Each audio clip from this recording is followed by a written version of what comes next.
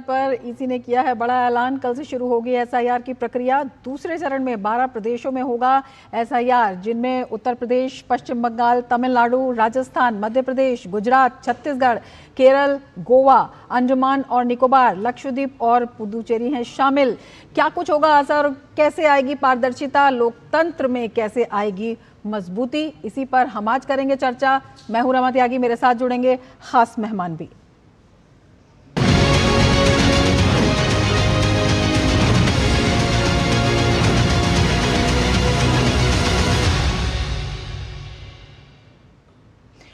तो चुनाव आयोग ने जो ऐलान किया है वो ग्राफिक्स के जरिए हम आपको समझाने की कोशिश करते हैं। दूसरे चरण में 12 राज्यों और केंद्र शासित प्रदेशों में एसआईआर होगा और ये प्रक्रिया कल से शुरू हो जाएगी। और जो राज्य हैं वो हैं उत्तर प्रदेश, पश्चिम बंगाल, तमिलनाडु, राजस्थान, जिसमें एसआईआर की प्रक्रिया शुरू होगी।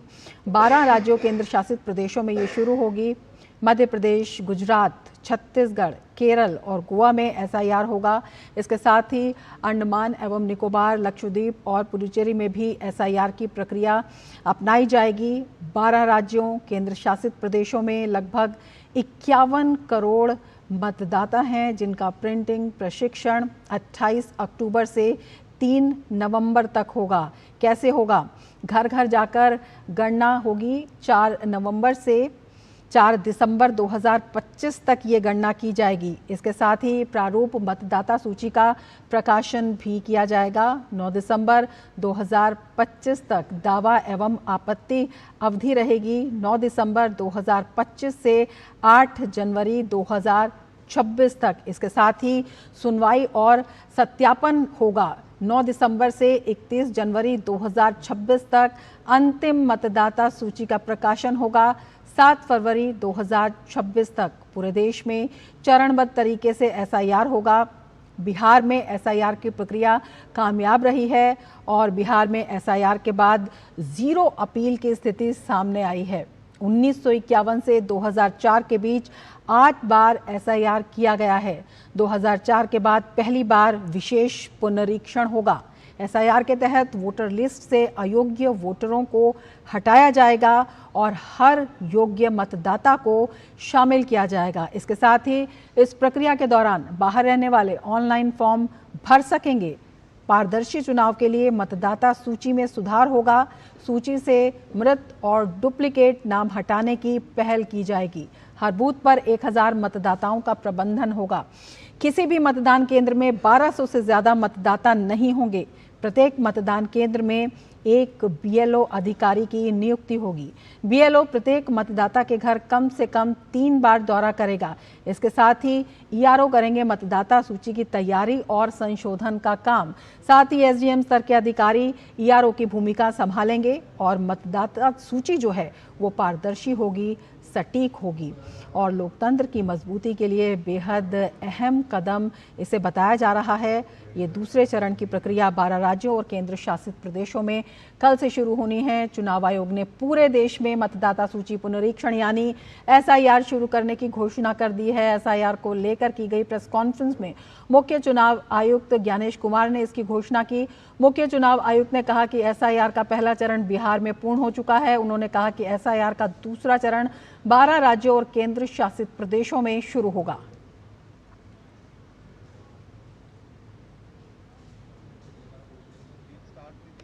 Andamans and Nicobar Island, Union Territory, State Chhattisgarh, Goa, Gujarat, Kerala, Union Territory Lakshadweep, Madhya Pradesh, Puducherry Union Territory, Rajasthan, Tamil Nadu, Uttar Pradesh, waste Bengal.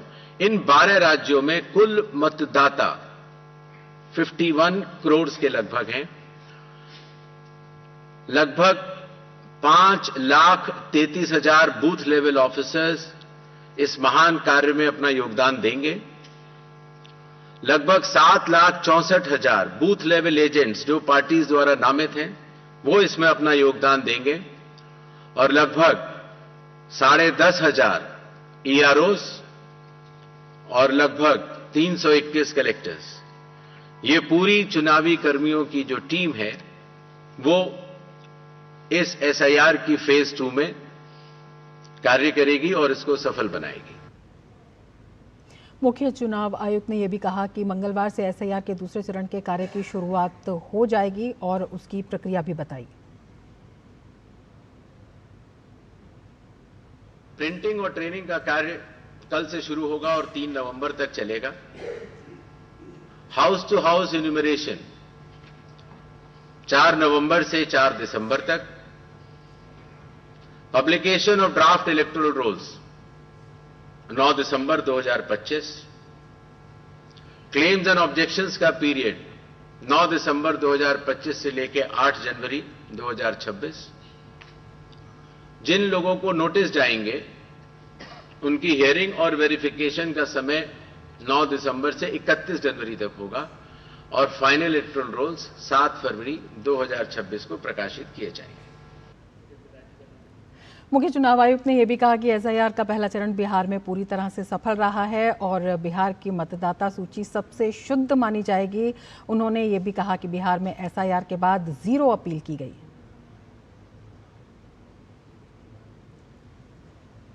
SIR का फेज 1 समाप्त हुआ और इस चरण की सबसे बड़ी खूबी यह रही कि बिहार के 7.5 करोड़ मतदाताओं ने बढ़ चढ़कर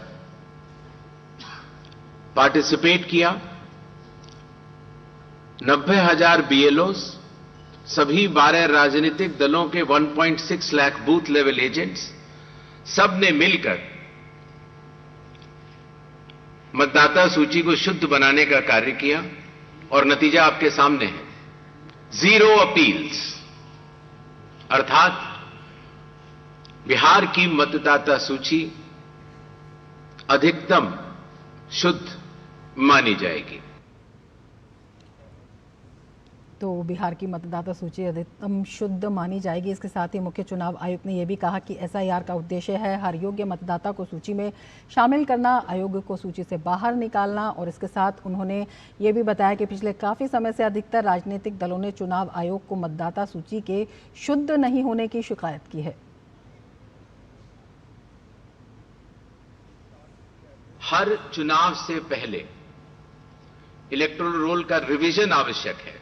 विगत कुछ दशकों से लगभग हर राजनीतिक पार्टी ने मतदाता सूची के शुद्ध न होने के ऊपर चुनाव आयोग को लगातार शिकायतें दी हैं। पहले सन 1951 से लेकर 2004 तक लगभग 8 बार स्पेशल इंटेंसिव रिवीजन इस देश में चुनाव आयोग ने कराया है और आखिरी इंटेंसिव रिवीजन लगभग 21 साल पहले 2002 से लेकर 2004 की मियाद में पूरा किया गया था। इस लंबे दौर में, 2 दशकों से भी अधिक लंबे दौर में मतदाता सूची में कई परिवर्तन आवश्यक हो जाते हैं। तो मतदाता सूची में लंबे समय के बाद जो है कई परिवर्तन आवश्यक हो जाते हैं और जो शुद्ध करने की मांग थी राजनीतिक दलों की लगातार चल रही थी, उसी के तहत ये बड़ा कदम उठाया गया है। क्या कुछ इसका असर जो है वो देखने को मिलेगा? हमारे साथ खास मेहमान जुड़ गए हैं। विजय त्रिवेदी जी हमारे साथ जुड़े हुए हैं। विजय जी, बहुत स्वागत है हमारे इस कार्यक्रम में। सबसे पहले ये जो एसआईआर का दूसरा चरण कल से शुरू किया जा रहा है, कितना बड़ा कदम है, किन मायनों में खास है जब हम मतदाताओं की बात करते हैं और पारदर्शी लोकतंत्र की बात करते हैं, उसको देखते हुए? रमा जी, बहुत अच्छा आपने प्रश्न भी उठाया और बहुत महत्वपूर्ण मुद्दा है। और ट्रांसपेरेंसी, जो पारदर्शी शब्द आपने इस्तेमाल किया ना, वो लोकतंत्र की मजबूती का नाम है। अगर लोकतंत्र में पारदर्शिता नहीं है, ट्रांसपेरेंसी नहीं है, तो बहुत सारे शक शुबहात होते हैं। और कुछ लोग इस पर कोशिश भी करते रहे कि जो हमारी संवैधानिक संस्थाएं हैं, चुनाव आयोग भी है, उस पर भी शक शुबा खड़ा किया जाए, तो हमारी लोकतांत्रिक व्यवस्था पर सवाल खड़े किए जाते हैं। एसआईआर को लेकर जो फर्स्ट पेज हुआ था, जैसा कि अभी सीसी साहब कह रहे थे, ज्ञानेश कुमार जी, बिहार में हुआ 7.5 करोड़ लोगों के साथ, और वहाँ पर बिल्कुल ठीक ठाक हो गया। जो लोग शिकायतें कर रहे थे उन्होंने कोई शिकायत लिखित में दर्ज नहीं करवाई और मतदाता तो कोई सड़क पर नहीं निकल कर आए, तो वो मामला ठीक हो गया। और अब तो ये बड़ा पेज हो रहा है 21 साल बाद। यदि हम शुद्धिकरण कर रहे हैं तो वैसे भी 21 साल में तो शुद्धिकरण हर चीज़ का हो जाना चाहिए। मतदाता सूची का शुद्धिकरण होगा, जिसकी बेसिक लाइन है, कोर थीम है कि योग्य मतदाता कोई छूटे ना और अयोग्य मतदाता कोई शामिल ना हो। तो 51 करोड़ लोगों के लिए ये जो बड़ी मैराथन कहना चाहिए इसको, एसआईआर की एक्सरसाइज हो रही है, जिसमें 12 राज्य हैं, हमारे केंद्र शासित प्रदेश भी है, तो वो सबको मदद करेगा। और मैं समझता हूँ कि यदि सब लोग लोकतंत्र को मजबूत करना चाहते हैं, सभी राजनीतिक दल कोई भी हो, जिनकी शिकायतें हैं मतदाता सूची को लेकर, जिसका जिक्र सीईसी साहब ने भी किया, तो उन सबके जो बीएलए होते हैं, जो एजेंट होते हैं पॉलिटिकल एजेंट, उनको इसमें मदद करनी चाहिए। ये काम किसी पॉलिटिकल पार्टी के खिलाफ की बजाय ये समझना चाहिए कि ये उस पॉलिटिकल पार्टी की मजबूती के लिए, जितनी मजबूत होगी हमारी ये जो सूची है मतदाता सूची, उतना बेहतर चुनाव होगा और उतना फायदा सबका होगा। इसको ये समझना कि ये सूची के खिलाफ है। बहुत सारे लोग इस पर सवाल खड़े कर रहे थे, पहले शुरुआत में की गई थी कि बिहार के वक्त में चुनाव हो रहा है इसलिए जल्दी करवाई जा रही है, समय नहीं है। अब तो वो भी आरोप नहीं लगा सकते, अब जिन राज्यों में हो रही है वहाँ तो तुरंत चुनाव नहीं हो रहे, तो बल्कि इस समय सारी पॉलिटिकल पार्टीज को इसमें मदद करनी चाहिए और लगकर मतदाता सूचियों का शुद्धिकरण या जो भी ठीक कहना चाहिए वेरिफिकेशन है, उसके काम में मदद करनी चाहिए। और ये काम उनकी मदद का काम है। और यदि चुनाव आयोग को कोई लोग शिकायतें करते हैं तो भी मेरा रिक्वेस्ट है चुनाव आयोग से भी कि वो उनको अपने खिलाफ ना देखें। वो विजय जी, चुनाव आयोग ने एक डाटा दिया है और ये बताया है कि जो बिहार की मतदाता सूची है वो सबसे शुद्ध सूची के रूप में शामिल आई है और 0 अपील इसमें आया। ये इस शुद्धता को स्पष्ट करता है। तो ये जो शिकायतें थी उनका सबसे सटीक जवाब भी हो सकता है। बिल्कुल ठीक है, वही जवाब है। इसीलिए मैंने पहले कहा कि जो शिकायतें कर रहे थे वो लोग, उन्होंने कोई शिकायतें लिखित तौर पर नहीं की, तो इसका मतलब है कि वो इससे संतुष्ट हैं। जो सूची निकल कर आई है जिस पर चर्चा की जा रही थी, तो वो काम हुआ और वो कम समय में हुआ है। बिहार को लेकर सबसे बड़ी चिंता ये थी कि इतने कम समय में कैसे होगी मतदाता सूची का पुनरीक्षण, एसआईआर कैसे होगा, वो काम हो गया, उसमें कोई मोटे तौर पर शिकायतें नहीं आई हैं। तो अब तो बड़ा टाइम है जिसके लिए ये काम किया जाना चाहिए। उसके लिए चुनाव आयोग को भी थोड़ा सा हमें शुक्रिया अदा करना चाहिए। और मैं दोनों तरफ कहता हूँ कि पॉलिटिकल पार्टीज को नहीं समझना चाहिए कि वो चुनाव आयोग उनके खिलाफ काम कर रहा है, और चुनाव आयोग को भी अगर कोई शिकायत करता है व्यवस्था में, सिस्टम में, जो पूरा प्रोसेस हो रहा है, तो उसको भी अपने मित्र की तरह से लेना चाहिए, क्योंकि दोनों का काम चुनावों को बेहतर करना है, लोकतांत्रिक प्रक्रिया को बेहतर करना है, मजबूत करना है। और ये जो पुनरीक्षण है, मतदाता सूचियों का शुद्धिकरण है, वो हमारे लोकतंत्र को मजबूत करेगा और सबको फायदा पहुंचाएगा। बिल्कुल, सबको फायदा पहुंचना चाहिए। अनंत विजय जी जुड़ चुके हैं, वरिष्ठ पत्रकार हैं। अनंत जी, बहुत स्वागत है हमारे इस कार्यक्रम में और आपसे आपकी प्रतिक्रिया जानना चाहेंगे। सबसे पहली, जब हम बात करते हैं लोकतंत्र की मजबूती की और तकरीबन इतने लंबे समय के बाद सभी राजनीतिक दलों की मांग थी, उसके बाद ये कदम उठाया गया और जिस तरह से बिहार में इसके जो परिणाम हैं वो देखने को मिले हैं, अपने आप में जो भविष्य का लोकतंत्र है उसको देखते हुए एक बड़ी छलांग कही जा सकती है। जब हम ट्रांसपेरेंसी की बात करते हैं, फर्जी वोटिंग को रोकने की बात करते हैं और जो पूरे चुनाव की निगरानी की बात करते हैं, क्योंकि जो शिकायतों की एक जगह है वो भी इसमें छोड़ी गई है। रमा जी, देखिए, मुझे लगता है कि ये प्रक्रिया बहुत देर से शुरू हुई। इस प्रक्रिया को चुनाव आयोग को पहले आरंभ कर देना चाहिए जी। क्योंकि इतने लंबे समय तक 20, 22, 23 सालों तक अगर चुनाव हो रहे हैं, निरंतर चुनाव हो रहे हैं और मतदाता पहचान पत्र का शुद्धिकरण नहीं किया जा रहा है, मुझे तो लगता है ये एक सतत चलने वाली प्रक्रिया होनी चाहिए। इसको घोषित करके ऐसा नहीं होना चाहिए। जब भी कोई चुनाव हो तो चुनाव के लिए जो वोटर लिस्ट होती है उसको ठीक करना हर चुनाव आयुक्त का, चुनाव अधिकारी का कर्तव्य होना चाहिए। और कर्तव्य तो भारतीय नागरिक और भारतीय राजनीतिक दलों का भी होना चाहिए कि चुनाव के पहले अगर कोई संस्था मतदाता सूची का पुनरीक्षण करना चाहती है, गहन पुनरीक्षण करना चाहती है, तो उसमें सहयोग करना चाहिए। आपने सही कहा, अभी विजय जी भी ठीक कह रहे थे कि बिहार चुनाव ने ये स्थापित भी किया। आज जितने राजनीतिक दल चिल्ल को मचा रहे हैं इस एसआईआर को लेकर, जिसकी घोषणा आज चुनाव आयोग ने की है, आप याद करिए जो मुख्य चुनाव आयुक्त हमारे हैं ज्ञानेश जी, उनको लेकर किस प्रकार की अनर्गल टिप्पणियां की गई, उनके परिवार के लोगों पर टिप्पणियां की गई, उनकी बेटी को लेकर टिप्पणियां किया गई, उनकी जाति तक बताई गई, ज्ञानेश गुप्ता तक उनको कहा गया, जबकि वो नहीं लिखते हैं वो नाम। बावजूद इसके वो एक व्यक्ति हैं जो अपनी संस्था के जो उनका ब्रीफ है उसके आधार पर काम कर रहे हैं। और अगर कोई गड़बड़ी इस तरह से होती है एसआईआर में तो बिहार में परिलक्षित हो जाती, क्योंकि बिहार में तो ये भी कहा जा रहा था कि बहुत जल्दबाजी में किया गया है। और देखिए, सबसे बड़ी समस्या इसमें वो नहीं है, समस्या इसके विरोध के पीछे की ये है कि ये एक राजनीति के टूल बनाकर उसका उपयोग करना चाहते हैं। आप अगर देखिए तो ये लोग जो विरोध कर रहे हैं वो दरअसल मुस्लिम मतदाताओं को साधने का प्रयास करते हैं, इसको टूल बनाकर। उनको लगता है और ये गलतफहमी फैलाते हैं कि मुसलमानों का नाम वोटर लिस्ट से घुसपैठिए के नाम पर काट दिया जाएगा। मुसलमान भी इस देश के नागरिक हैं, उनके पास इस देश में रहने का वैध अधिकार ही नहीं, वैध प्रमाण पत्र आदि जो भी होते हैं, जितना हिंदुओं के पास है उतना मुसलमानों के पास है। क्या हम ऐसा चाहते हैं रमा जी? ये प्रश्न पूछा जाना चाहिए कि बांग्लादेश के नागरिक आके या पाकिस्तान के नागरिक या बर्मा के नागरिक या अमेरिका के नागरिक, बिल्कुल जो फर्जी मतदान है उस पर रोक लगे, ये इसका जो है हमारे देश का प्रधानमंत्री कौन होगा ये तय करेंगे कि हमारे देश का मुख्यमंत्री कौन होगा। बिल्कुल करना चाहिए। जो फर्जीवाड़ा होता था उसको रोकने की ये एक बहुत ही महत्वपूर्ण कोशिश है। इसी पर हम चर्चा जारी रखेंगे, लेकिन वक्त हो चला है एक ब्रेक का। आप जुड़े रहिए डीडी न्यूज के साथ।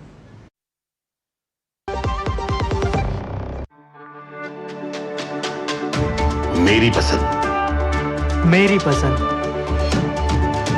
मेरी पसंद, मेरी पसंद, हमारी पसंद, हम सबकी पसंद। मजबूत देश का मजबूत सरिया हो गया स्टील। ब्रेक के बाद फिर से आपका स्वागत है हमारे खास कार्यक्रम में, और दो खास मेहमान भी हमारे साथ इस वक्त जुड़े हुए हैं। विजय जी, आपसे समझना चाहेंगे, पहले ये कहा जाता था कि जो मतदाता सूची है उससे संबंधित जो शिकायतें हैं, जो फर्जीवाड़ा होता है, जो मतदाता नहीं है या जो 2 बार मतदाता सूची भी आने की बात कही जाती थी, वो काफ़ी बाद में होती थी और उससे काफ़ी नुकसान भी होता था। अब लगता है कि इस सिस्टम से ग्रामीण और दूर दराज के इलाकों की जो शिकायतें हैं वो भी सीधी चुनाव आयोग तक पहुँचेंगी, समय पर पहुंचेंगी, और इससे जो मतदान केंद्रों की भी पारदर्शिता है, जो सुरक्षा है, वो ज्यादा बढ़कर सामने आएगी, सटीक परिणाम आएंगे। काम और किया गया कि हर जो बूथ है उस पर जो मशीन लगी हुई है उस पर थोड़ा सा नंबर और कम कर दिया है चुनाव आयोग ने कि 1000 तक कर दिया जाए, जो 1500 तक था। तो उससे भी थोड़ा सा आपका बेहतर काम हो पाएगा, बेहतर व्यवस्था हो पाएगी, और सब लोगों के लिए वो गाँवों तक। अब एक तो ये हमारे यहाँ पर कॉन्सेप्ट में है, शायद रमा जी में आप कीजिएगा, कि हम समझते कि गांव के लोग नहीं समझते, जबकि मजबूती की बात यह है कि जो गांव का वोटर है वही इस देश को ज़्यादा लोकतंत्र को मजबूत किए हुए। आप देखिए कि जो वोटिंग परसेंटेज है उसमें गांव पीछे नहीं है शहरों से, बल्कि शहरों के और जो जिनमें आप जैसे बड़े लोग रहते हैं उनसे ज़्यादा वोट देते हैं हमारे जैसे लोग, आम आदमी जो है। तो उसको ये समझना कि गाँव के लोग नहीं समझ रहे, वो गाँव के लोग बड़े मजबूती से पूरी चुनाव प्रक्रिया को देखते हैं। बल्कि कई बार होता है कि जो एक देश एक चुनाव की बात भी हो रही है, तो एक साथ भी चुनाव होते हैं तो वोटर अपने हिसाब से वोट देता है। एक चीज़ मैं जोड़ना चाहता हूँ जिसकी बात अभी हुई, आपने कहा, आनंद जी ने भी कहा, घुसपैठियों मुसलमानों को लेकर। तो अब ये कहा जा रहा है कि ये पूरी SIR की एक्सरसाइज की थी आपने घुसपैठियों को निकालने के लिए, और कोई घुसपैठिया नहीं मिला। तो इसको थोड़ा सा समझना चाहिए कि चुनाव आयोग का काम घुसपैठियों को वो पहचान करना नहीं है। चुनाव आयोग का काम है जो नागरिक नहीं है उनकी पहचान करना, और इस मतदाता सूची के जो SIR हुई है उसमें भी कई लाख लोगों के नाम अयोग्य घोषित किए गए। अब वो जो अयोग्य घोषित किए गए, क्या वो घुसपैठिए हैं, क्या वो अयोग्य हैं, क्या वो किसी देश के नागरिक हैं, दूसरे देश के नागरिक हैं, हमारे देश के नागरिक हैं, ये काम की पहचान करना काम है होम मिनिस्ट्री का। तो ये समझना कि नहीं ये सारी एक्सरसाइज की गई थी और कोई नहीं मिला है, तो ये भी कुछ लोग गलत तरीके से समझ रहे हैं। मेरे हिसाब से जब ये हो गया है तो इलेक्शन कमीशन ने तो अपनी तरफ से इस बात को क्लियर कर दिया कि भाई जो नागरिक नहीं है उनको हमने अलग कर दिया, क्योंकि इलेक्शन कमीशन का काम यहाँ तक है, उसकी अथॉरिटी, उसका जो एरिया है काम करने का वो ये है कि वो भारत के नागरिकों को वोट डालने का काम करें। जो भारत के नागरिक नहीं है उसकी पहचान करने का काम है गृह मंत्रालय का, होम मिनिस्ट्री का। तो जिन लोगों को अयोग्य घोषित किया गया, क्या वो सारे लोग इस देश के नागरिक नहीं है या नागरिक हैं, ये सारा काम की पहचान यानी नागरिकता की पहचान करना या घुसपैठियों की पहचान करने का काम होम मिनिस्ट्री का है। तो मुझे लगता है जब वो काम होगा तो उसमें बहुत सारी तस्वीर सामने आएगी। तो ये समझ लेना, जो आज हम लोग बहुत खुश हो रहे हैं कि नहीं देखिए ये सारा गड़बड़ कर दिया था, केवल बहाना बनाया गया और कोई मिला नहीं है, कोई नहीं है, तो इसकी तस्वीर भी थोड़े दिनों में साफ होगी। बिल्कुल, तस्वीर साफ करने की कोशिश लगातार की जा रही है, और उससे महत्वपूर्ण हो जाता है कि एक सटीक जो मतदाता सूची है वो तैयार की जाए। अनंत विजय जी, आपसे समझना चाहेंगे एविडेंस बेस्ड इलेक्टोरल गवर्नेंस, इसको एक लंबी दिशा में जाते हुए देख रहे हैं और इसका एक सकारात्मक परिणाम जो तमाम चिंताएं हैं उनको सुलझाता हुआ दिखाई देता है। रमा जी देखिए, मेरा तो पहले दिन से मानना है कि सघन पुनरीक्षण मतदाता सूची का अवश्य होना चाहिए।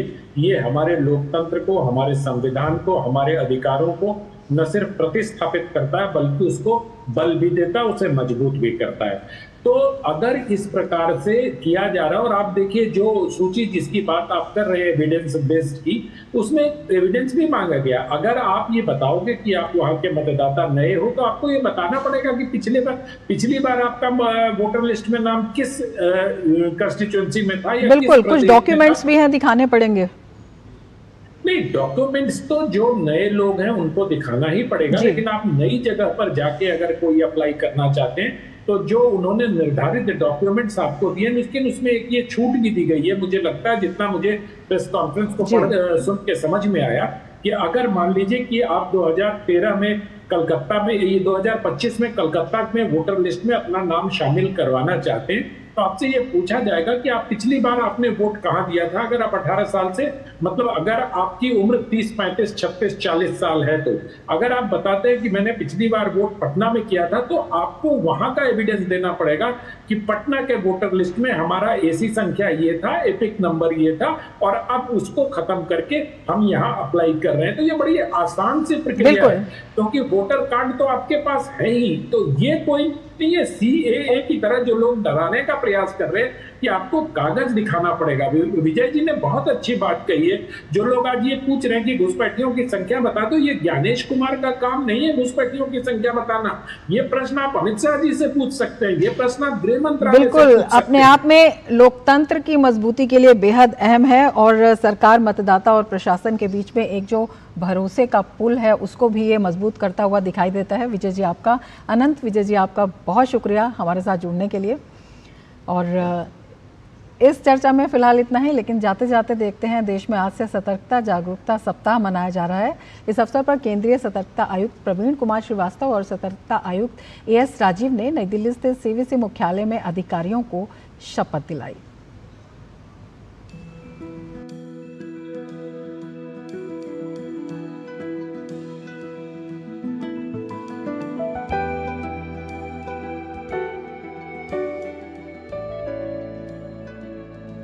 मेरा विश्वास है कि हमारे देश की आर्थिक, राजनीतिक तथा सामाजिक प्रगति में भ्रष्टाचार एक बड़ी बाधा है। मेरा विश्वास है कि भ्रष्टाचार का उन्मूलन करने के लिए सभी संबंधित पक्षों जैसे सरकार, नागरिकों तथा निजी क्षेत्र को एक साथ मिलकर कार्य करने की आवश्यकता है। मेरा मानना है कि प्रत्येक नागरिक को सतर्क होना चाहिए तथा उसे सदैव ईमानदारी तथा सत्यनिष्ठा के उच्चतम मानकों के प्रति वचनबद्ध होना चाहिए तथा भ्रष्टाचार के विरुद्ध संघर्ष में साथ देना चाहिए। अतः मैं प्रतिज्ञा करता हूं कि जीवन के सभी क्षेत्रों में ईमानदारी तथा कानून के नियमों का पालन करूंगा, ना तो रिश्वत लूंगा और ना ही रिश्वत दूंगा। सभी कार्य ईमानदारी तथा पारदर्शी रीति से करूंगा। जनहित में कार्य करूंगा। अपने निजी आचरण में ईमानदारी दिखाकर उदाहरण प्रस्तुत करूंगा। भ्रष्टाचार की किसी भी घटना की रिपोर्ट उचित एजेंसी को दूंगा। तो हर नागरिक को ज़रूरी है सतर्क होना और उसी के तहत मनाया जा रहा है सतर्कता जागरूकता सप्ताह। इसी के तहत सीवीसी मुख्यालय में अधिकारियों को शपथ दिलाई गई। इसके साथ ही चर्चा में फिलहाल इतना ही। दीजिए इजाज़त, नमस्कार।